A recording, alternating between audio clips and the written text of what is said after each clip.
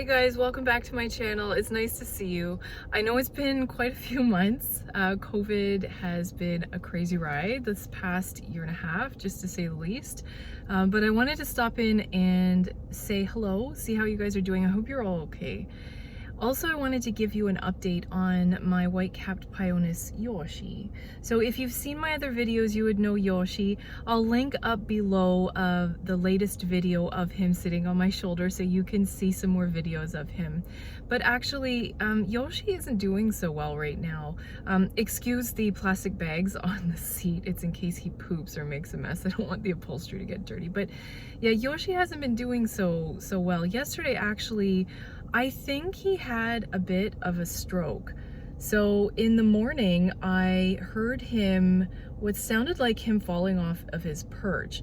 And I went to go see him, and I mean, he's always kind of been, you've been kind of clumsy, right? You're a clumsier bird. He's kind of more on the clumsy side. So sometimes he kind of isn't that agile in his cage, so it didn't totally surprise me that I heard a little bit of a boom right on the bottom of the cage.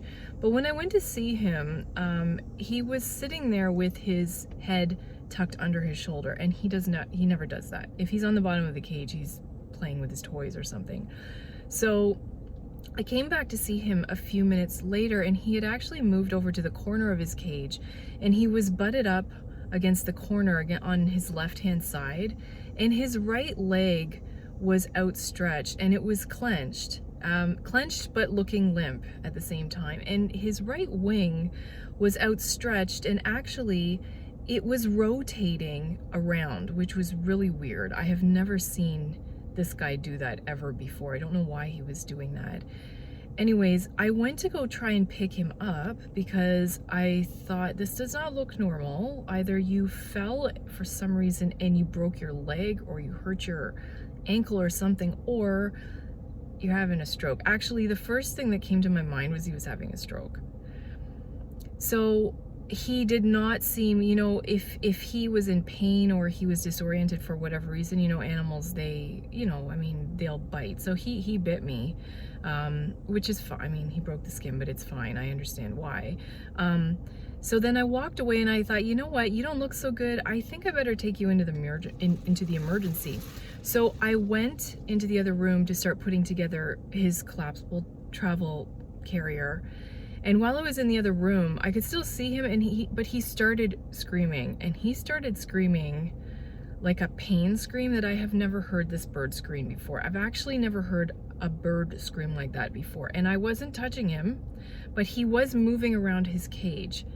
And I don't know if it was because he was in physical pain or he just felt disoriented. I don't know. But what I do know is when I came back, he stopped after about a minute. It seemed like forever. And while he was doing it, I'm thinking, I don't know what to do with this bird. Like, what am I gonna do with him? Anyways, I came back, but he was walking around his cage, but he was struggling and he was tipping over. His wings were outstretched. He was losing his balance. I could see that his right leg, his foot, wasn't working properly. So I had to towel him gently, very, very gently. I managed to get him into his travel carrier, and I took him to the emergency AVN vet, and they were great about seeing him right away. The vet called me. On the way there, he was kind of listless. I had put some, are you okay? You gonna turn around? Where you going, buddy? You okay? My sweetie. So when I had put a towel down in the travel cage so he could lie on the bottom, because I knew his foot looked like it was kind of hurting him. And so I'm just gonna pause this video for a minute because I think his foot is falling off. I'll be right back. I'm back. As you can see, his right hand foot, I don't know if you can tell from this shot, but it doesn't have the strength it had before. It just doesn't really work. So as you can see, sorry for the weird looking position, but I'm holding him on my hand so he can get a better grip. But anyways, where was I? I brought him in to the emergency vet. They took him and they kept him for the day. They force fed him. They gave him liquids. They gave him some antibiotics. They gave him some steroids for any inflammation. And they did some blood work on him. So I got him last night. He was able to perch last night, but he wasn't himself. He wasn't himself. I did give him some antibiotics that they had prescribed for him last night in a syringe, via syringe, and I gave him some medication for his stomach. I think the antibiotics might be hard on his stomach, so I gave him that. But he didn't eat or drink last night. He just went to bed. I kept him in his travel cage, and I've kept him, oh sorry, you can see my hair is a mess because I had to kind of lift him over my head to get him positioned the way I am. Hold on, I'll be back. Let me fix my hair. Okay, I'm back. I think that's better. So, yeah, this morning though, I got up to see how he was doing. He did poop a bit, and last night it was really just watery poops because I guess the food that they had given him had not gone through his digestion by then. This morning there was some poo in the poo, which is good. At least I could see that he had eaten.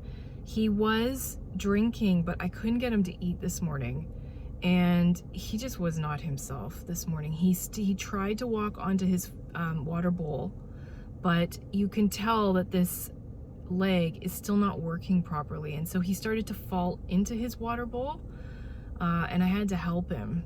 So I can tell I'm gonna need to keep an eye on this guy for now.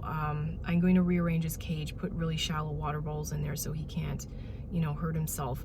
But anyways, I did talk to the vet this morning. She said his blood work came back. His liver and his kidney function is fine, apparently, but his white blood cell count is really high. Apparently it's supposed to be at about 8 to 10, I think, are the normal ranges, and he's at 22, which is seemingly indicative of some sort of an infection. So whether it's bacterial or it's viral, we don't know.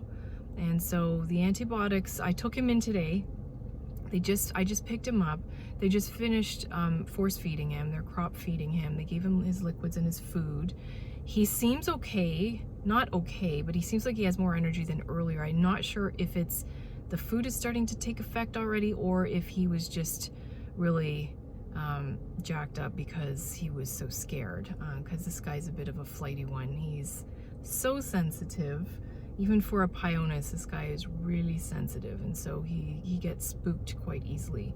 So I don't know if he's just going off adrenaline, if these birds have adrenaline, but yeah. So I just picked him up. They fed him. They also gave him an injection of additional antibiotics, as well as an anti-inflammatory. The vet was saying that if he has an infection, he most likely has a fever. That could lead to him feeling disoriented, etc., which could be why he's not eating. So they gave him an injection of that, and I've also had them test for his virals, any viral infection, because we don't know why he's like this. Additionally, yesterday when the vet did call me, she did say that she thinks this is primarily a neurological issue. There could be infection alongside a neurological issue. So he could have a bad heart. She was saying that Pionus, which I've heard before, tend to have bad hearts. So he could have a heart condition that caused this, this issue with his right side not working as well as it did. Or he could have, as mentioned, a virus. So the virals will take about 7 days, 5 to 7 days to come back, and then we'll reassess at that point. I'm concerned about him. I really am. We'll see how he does over the next few days, but I did want to check in and just give you guys an update and say hello, because it's been a few months. So I will keep you posted as best as I can about his condition and how he's doing. But either way, if you haven't already, make sure you hit the subscribe button below and click the bell icon so you're notified each time I put out a new video. And as mentioned, I will do my best to keep you updated about Yoshi and how he's doing. I hope he gets better. We'll see what happens. And I hope he eats on his own today. If he doesn't, I'm going to take him back to the vets tomorrow. They have an emerge clinic and they'll force feed him again.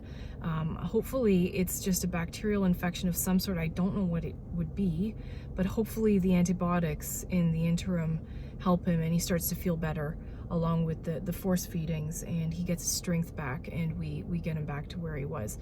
About his foot, I don't know what's going to happen with that, but we'll see. But anyways, thank you again for joining me, and we'll see you next time. Stay safe, and bye for now.